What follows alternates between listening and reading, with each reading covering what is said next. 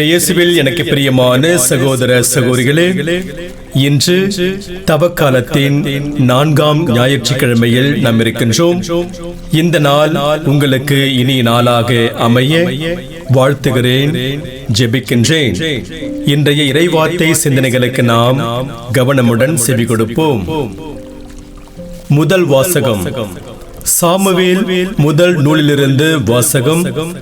அதிகாரம் 16, இறை வார்த்தைகள் 1, 6 முதல் 7 மற்றும் 10 முதல் 13 முடிய.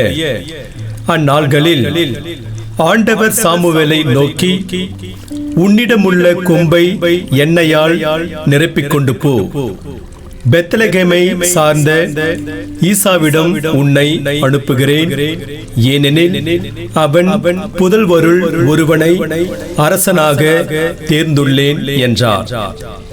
ஈசாயின் புதல்வர்கள் வந்தபோது அவர் எலியாவை பார்த்தவுடனே, ஆண்டவரால் திருப்பொழிவு செய்யப்பட்டவன் இவனாகத்தான் இருக்கும் என்று எண்ணினார். ஆனால் ஆண்டவர் சாமுவேலிடம், அவன் தோற்றத்தையும் உயரத்தையும் பார்க்காதே, ஏனெனில் நான் அவனை புறக்கணித்து விட்டேன். மனிதர் பார்ப்பது போல் நான் பார்ப்பதில்லை. மனிதர் முகத்தை பார்க்கின்றனர், ஆண்டவரோ அகத்தை பார்க்கின்றார் என்றார். இவ்வாறு ஈசாய் தம் 7 புதல்வரை சாமுவேல் முன்பாக கடந்து போக செய்தார். இவர்களையும் ஆண்டவர் தேர்ந்து கொள்ளவில்லை என்றார் சாமுவேல். தொடர்ந்து சாமுவேல் ஈசாயை பார்த்து, உன் பிள்ளைகள் இத்தனை பேர்தானா என்று கேட்க, இன்னொரு சிறுவன் இருக்கிறான், அவன் ஆடுகளை மேய்த்துக் கொண்டிருக்கிறான் என்று பதிலளித்தார் ஈசாய். அதற்கு சாமுவேல் அவரிடம், ஆள் அனுப்பி அவனை அழைத்து வா, ஏனெனில் அவன் வரும் வரை நான் உணவருந்த மாட்டேன் என்றார். ஈசாய் ஆள் அனுப்பி அவனை அழைத்து வந்தான். அவன் சிவந்த மேனியும் ஒளிரும் கண்களும் கொண்டு அழகிய தோற்றமுடன் இருந்தான். ஆண்டவர் சாமுவேலிடம், தேர்ந்து கொள்ளப்பட்டவன் இவனே, எழுந்து இவனை திருப்பொழிவு செய் என்றார். உடனே சாமுவேல் எண்ணெய் நிறைந்த கொம்பை எடுத்து அவன் சகோதரர் முன்னிலையில் அவனை திருப்பொழிவு செய்தார். அன்று முதல் ஆண்டவரின் ஆவி தாவீதின் மேல் நிறைவாக இருந்தது. ஆண்டவரின் அருள் வாக்கு. இறைவனுக்கு நன்றி. பதிலுரை பாடல். திருப்பாடல் 23. பல்லவி. ஆண்டவரே என் ஆயர், எனக்கேதும் குறையில்லை. ஆண்டவரே என் ஆயர், எனக்கேதும் குறையில்லை. ஆண்டவரே என் ஆயர், எனக்கேதும் குறையில்லை. பசும்புல் வெளி மீது என்னை அவர் இளைப்பாற செய்வார். அமைதியான நீர்நிலைகளுக்கு என்னை அழைத்து செல்வார். அவர் எனக்கு புத்துயிர் அளிப்பார். பல்லவி. ஆண்டவரே என் ஆயர், எனக்கேதும் குறையில்லை. தம் பெயர்க்கேற்ப என்னை நீதி வழி நடத்துவார். மேலும் சாவின் இருள் சூழ் பள்ளத்தாக்கில் நான் நடக்க நேர்ந்தாலும் நீர் என்னோடு இருப்பதால் எத்தீங்கிற்கும் அஞ்சிடேன்.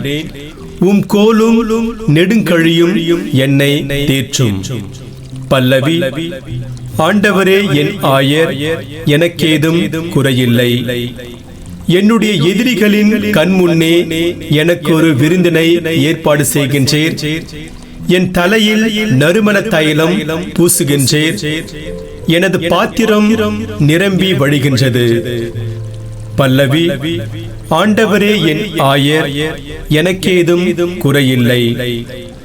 உண்மையாகவே என் வாழ்நாள் எல்லாம் உம் அருள் நலமும் பேரன்பும் என்னை புடை சூழ்ந்து வரும்.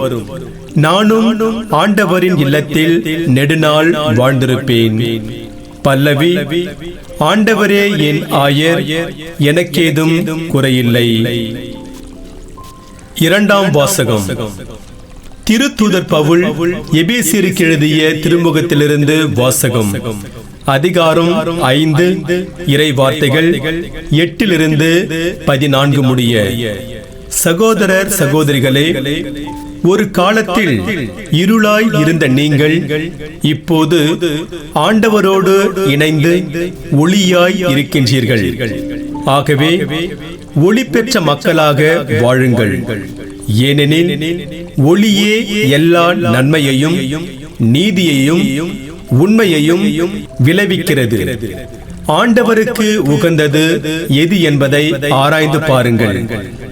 பயனற்ற இருளின் செயல்களை செய்கிறவர்களோடு உங்களுக்கு உறவு வேண்டாம். அவை குற்றமென எடுத்து காட்டுங்கள். அவர்கள் மறைவில் செய்பவற்றை சொல்லக்கூட வெட்கமாக இருக்கிறது. அவர்கள் செய்வதை எல்லாம் குற்றமென ஒளியானது எடுத்து காட்டும் போது அவற்றின் உண்மை நிலை வெளியாகிறது. அவ்வாறு தெளிவாக்கப்படுவது எல்லாம் ஒளிமயமாகிறது. ஆதலால் தூங்குகிறவனே விழித்தெழு, இறந்தவனே உயிர் பெற்றெழு, கிறிஸ்து உன்மீது ஒளிந்தெழுவார் என்று கூறப்பட்டுள்ளது. ஆண்டவரின் அருள்வாக்கு. இறைவனுக்கு நன்றி. உலகின் ஒளி நானே. என்னை பின்தொடர்பவர் வாழ்வுக்கு வழிகாட்டும் ஒளியை கொண்டிருப்பார் என்கிறார் ஆண்டவர். ஆண்டவரே, நற்செய்தியை தகுந்த விதத்தில் எடுத்து சொல்ல என் உள்ளத்தையும் உதட்டையும் தூய்மையாக்கும். ஆண்டவர் உங்களோடு இருப்பாராக, உம் ஆன்மாவோடும் இருப்பாராக. யோவான் எழுதிய தூய நற்செய்தியிலிருந்து வாசகம். ஆண்டவரே, மாட்சி உமக்கே. யோவான் நற்செய்தி அதிகாரம் 9, இறை வார்த்தைகள் 1:13 முதல் 17 மற்றும் 34-38 முடிய. அக்காலத்தில் இயேசு சென்று கொண்டிருக்கும் போது பிறவியிலேயே பார்வையற்ற ஒருவரை கண்டார். அவர் தரையில் உமிழ்ந்து உமிழ்நீரால் சேறு உண்டாக்கி அச்சேற்றை பார்வையற்றவருடைய கண்களில் பூசி, நீர் சிலோவாம் குளத்துக்கு போய் கண்களை கழுவும் என்றார். சிலோவாம் என்பதற்கு அனுப்பப்பட்டவர் என்பது பொருள். அவரும் போய் கழுவி பார்வை பெற்று திரும்பி வந்தார். அக்கம் பக்கத்தாரும் அவர் பிச்சை எடுத்துக் கொண்டிருந்ததை முன்பு பார்த்திருந்தோரும், இங்கே அமர்ந்து பிச்சை எடுத்துக் கொண்டிருந்தவர் இவர் அல்லவா என்று பேசிக்கொண்டனர். சிலர் அவரே என்றனர். வேறு சிலர் அவரல்ல, அவரை போல் இவரும் இருக்கிறார் என்றனர். ஆனால் பார்வை பெற்றவர் நான் தான் அவன் என்றார். முன்பு பார்வையற்றவராய் இருந்த அவரை அவர்கள் பரிசேயரிடம் கூட்டி வந்தார்கள். இயேசு சேறு உண்டாக்கி அவருக்கு பார்வை அளித்த நாள் ஓர் ஓய்வு நாள். எனவே எப்படி பார்வை பெற்றாய் என்னும் அதே கேள்வியை பரிசேயரும் கேட்டனர். அதற்கு அவர், இயேசு என் கண்களில் சேறு பூசினார், பின் நான் கண்களை கழுவினேன், இப்போது என்னால் பார்க்க முடிகிறது என்றார். பரிசேயருள் சிலர், ஓய்வு நாள் சட்டத்தை கடைபிடிக்காத இந்த ஆள் கடவுளிடமிருந்து வந்திருக்க முடியாது என்று பேசிக்கொண்டனர். ஆனால் வேறு சிலர், பாவியான ஒரு மனிதரால் இத்தகைய அரும் அடையாளங்களை செய்ய இயலுமா என கேட்டனர். இவ்வாறு அவர்களிடையே பிளவு ஏற்பட்டது. அவர்கள் பார்வையற்றிருந்தவரிடம், உனக்கு பார்வை அளித்த அந்த ஆளை குறித்து நீ என்ன சொல்கிறாய் என்று மீண்டும் கேட்டனர். அவர் ஓர் இறைவாக்கினர் என்றார் பார்வை பெற்றவர். அவர்கள் அவரை பார்த்து, பிறப்பிலிருந்தே பாவத்தில் மூழ்கி கிடக்கும் நீயா எங்களுக்கு கற்றுத் தருகிறாய் என்று சொல்லி அவரை வெளியே தள்ளினர். யூதர்கள் அவரை வெளியே தள்ளிவிட்டதை பற்றி இயேசு கேள்விப்பட்டார். பின் அவரை கண்டபோது, மானிட மகனிடம் நீர் நம்பிக்கை கொள்கிறீரா என்று கேட்டார். அதற்கு மறுமொழியாக, ஐயா, அவர் யார் சொல்லும், அப்போது நானும் அவரிடம் நம்பிக்கை கொள்வேன் என்றார். இயேசு அவரிடம், நீர் அவரை பார்த்திருக்கிறீர், உம்மோடு பேசிக் கொண்டிருப்பவரே அவர் என்றார். அவர், ஆண்டவரே, நம்பிக்கை கொள்கிறேன் என்று கூறி அவரை வணங்கினார். ஆண்டவரின் அருள் வாக்கு. கிறிஸ்துவே உமக்கு புகழ். நற்செய்தி வாக்கினால் என்னுடைய பாவங்கள் அகல்வதாக. ஆமென். பார்வையளிக்கும் ஆண்டவர். இயேசுவில் எனக்கு பிரியமான சகோதர சகோதரிகளே, பாரம்பரியமாக சொல்லப்படுகின்ற நிகழ்வு இது. கல்வர்கள் நடுவில் சிலுவையில் அறையப்பட்டிருந்த இயேசுவின் உடலில் உயிர் இருக்கிறதா என்பதை அறிய விரும்பிய படைவீரன் அவரது விலாவில் ஈட்டியால் குத்தினான்.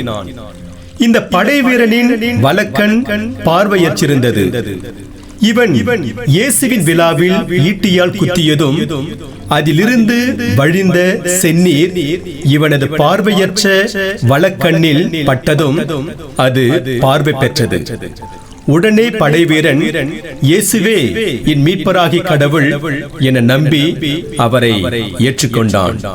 ஆம், இயேசுவில் எனக்கு பிரியமான சகோதர சகோதரிகளே, வலக்கண்ணில் பார்வையின்றி இருந்த படைவீரன் பார்வை பெற்றது இயேசு பார்வை அளிக்கிறார் என்பதையும், அவன் இயேசுவை நம்பி ஏற்றுக்கொண்டது நாம் ஒவ்வொருவரும் இயேசுவை இறைமகன் என நம்பி ஏற்றுக்கொள்ள வேண்டும் என்ற சிந்தனையை நமக்கு தருகிறது. தவக்காலத்தின் 4ஆம் ஞாயிறான இன்று நாம் வாசிக்க கேட்ட இறைவார்த்தை ஆண்டவர் இயேசு நமக்கு பார்வை அளிக்கின்றார் என்பதையும், அதனால் நாம் அவர் மீது நம்பிக்கை கொண்டு வாழ வேண்டும் என்பதையும் எடுத்து கூறுகிறது. ஒருவர் உடல் நல குறைபாட்டுடன் பிறந்து விட்டாலோ அல்லது ஆபத்திலோ விபத்திலோ சிக்கி இறந்து விட்டாலோ மக்கள் அவன் பாவம் செய்திருக்க வேண்டும், அதனால்தான் அவனுக்கு இப்படியெல்லாம் நடக்கிறது என்று பேச தொடங்கி விடுவார்கள். இத்தகைய வழக்கம் நேற்று இன்று இல்லை, இயேசுவின் காலத்திலும் ஏன் அதற்கு முன்பும் இருந்தது. நற்செய்தியில் பிறவியிலேயே பார்வையற்றிருந்த ஒருவரை பார்த்து இயேசுவின் சீடர்கள், ரபி, இவர் பார்வையற்றவராய் பிறக்க காரணம் இவர் செய்த பாவமா, இவர் பெற்றோர் செய்த பாவமா என்று கேட்கிறார்கள். அப்போது இயேசு அவர்களிடம், இவர் செய்த பாவமும் அல்ல, இவர் பெற்றோர் செய்த பாவமும் அல்ல, கடவுளின் செயல் இவர் வழியாக வெளிப்படும் பொருட்டே இப்படி பிறந்தார் என்று சொல்லி இயேசு அவருக்கு பார்வை அளிக்கிறார். இயேசு பிறவியிலேயே பார்வையற்றிருந்த மனிதருக்கு பார்வை அளித்ததோ ஓர் ஓய்வு நாள். இதனால் பரிசேயர்களும் அவர்களை சார்ந்தவர்களும் ஓய்வு நாளில் பார்வையளிக்கும் ஒருவர் கடவுளிடமிருந்து வந்திருக்க முடியாது என்று இயேசுவை ஏற்றுக்கொள்ள மறுக்கின்றார்கள். அது மட்டுமல்லாமல் பார்வையற்ற மனிதரை துன்புறுத்தவும் தொடங்குகின்றார்கள். பரிசேயர்கள் இவ்வாறு நடந்து கொண்டாலும் பார்வை பெற்ற மனிதர் இயேசு கடவுளிடமிருந்துதான் வந்திருக்க வேண்டும் என்று அவரை நம்பி ஏற்றுக்கொள்கிறார். யோவான் நற்செய்தியில் இடம்பெறும் இயேசு செய்யும் ஒவ்வொரு அரும் செயலும் ஓர் உண்மையை நமக்கு வெளிப்படுத்தும். இயேசு பிறவியிலேயே பார்வையற்றிருந்த மனிதருக்கு பார்வையளித்த நிகழ்வு இயேசுவே உலகின் ஒளி என்கிற ஆழமான உண்மையை நமக்கு எடுத்து கூறுகிறது. இயேசு உலகின் ஒளி. அவர் நமக்கு புறப்பார்வையை மட்டுமல்லாமல் அகப்பார்வையும் தருகிறார் என்பதால் அவர் மீது பார்வை பெற்ற மனிதரை போல நம்பிக்கை கொள்ள வேண்டும்.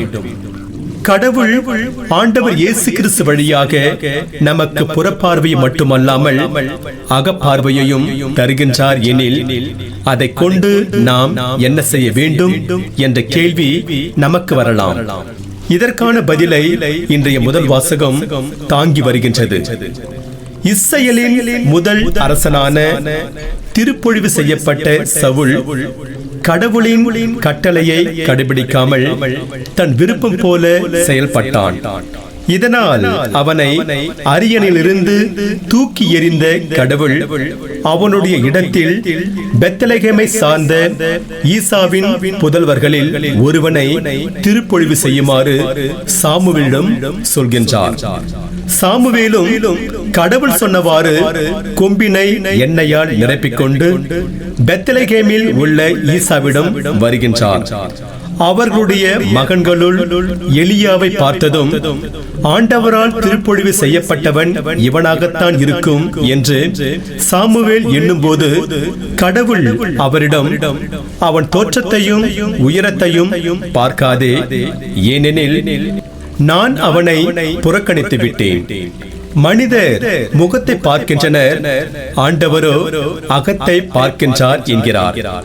இதன் பிறகு சாமுவேல் ஈசாவின் 7 புதல்வர்களையும் தவிர்த்து 8வது புதல்வனான தாவீதை திருப்பொழிவு செய்கின்றார்.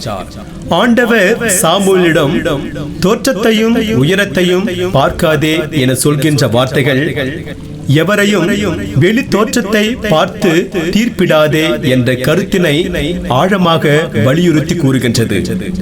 ஒருவரின் வெளி தோற்றத்தை பார்த்து அவரை தீர்ப்பிடக் கூடாது எனில் அவரது உட்புறத்தை பார்த்து தீர்ப்பிட வேண்டும் என்று அர்த்தமில்லை.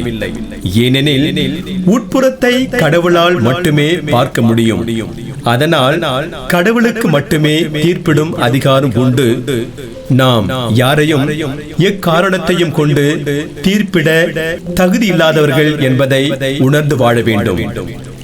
ஒளியாம் இயேசு நமக்கு புற ஒளியை மட்டுமல்லாது அக ஒளியை தந்திருக்கின்ற போது ஒளியாய் இருக்க வேண்டும், அல்லது புதியதொரு வாழ்க்கை வாழ வேண்டும். இதுவே கடவுளின் திருவுளமாகும்.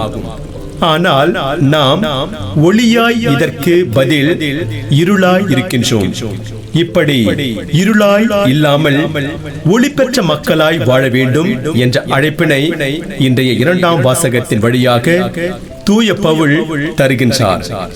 ஒளியாம் கிறிஸ்துவோடு ஒன்றித்திருந்து வாழ்வதன் முக்கியத்துவத்தை பற்றி பேசும் தூய பவுல், ஒளியே எல்லா நன்மைகளையும் நீதியையும் உண்மையையும் விளைவிக்கின்றது என்பதால் ஒளியாம் கிறிஸ்துவோடு ஒன்றித்து வாழ சொல்கின்றார். இன்று பலரும் இன்றைய நற்செய்தியில் வரும் பரிசேயர்களைப் போல இயேசுவிடம் வருவதற்கும் அவர் மீது நம்பிக்கை கொண்டு வாழ்வதற்கும் தயங்குகின்றார்கள். காரணம், தங்கள் தீச்செயல் வெளியாகிவிடும் என்பதால் தான். இருளில் இருப்பது அழகையோடு இருப்பதற்கு இணையானது, ஒளியில் இருப்பது ஆண்டவரோடு இருப்பதற்கு இணையானது. ஆகையால் இறையேசுவில் பிரியமான சகோதர சகோதரிகளே, நாம் ஒளி பெற்ற மக்களாய் அடுத்தவரை தீர்ப்பிடுவதை தவிர்த்து இயேசுவை போல நன்மை செய்பவர்களாய், நீதியை நிலைநாட்டுபவர்களாய், உண்மையை உரைக்கல்லாய் வாழ முயற்சி செய்வோம். இன்று நமக்கு கொடுக்கப்படுகின்ற இறை சிந்தனையாக, உள்ளுக்குள் ஒளியை கொண்டிருக்கும் போது வெளியே யாவும் ஒளியாய் இருக்கும் என்பார் அனஸ்னின் என்ற அறிஞர். நாம் ஒளியாம் ஆண்டவரை நமக்குள் கொண்டு ஒளியின் மக்களாய் வாழ்வோம். அதன் வழியாக இறையருளை நிறைவாக பெறுவோம். இறைவன் உங்கள் அனைவரையும் நிறைவாக ஆசீர்வதிப்பாராக. ஆமென்.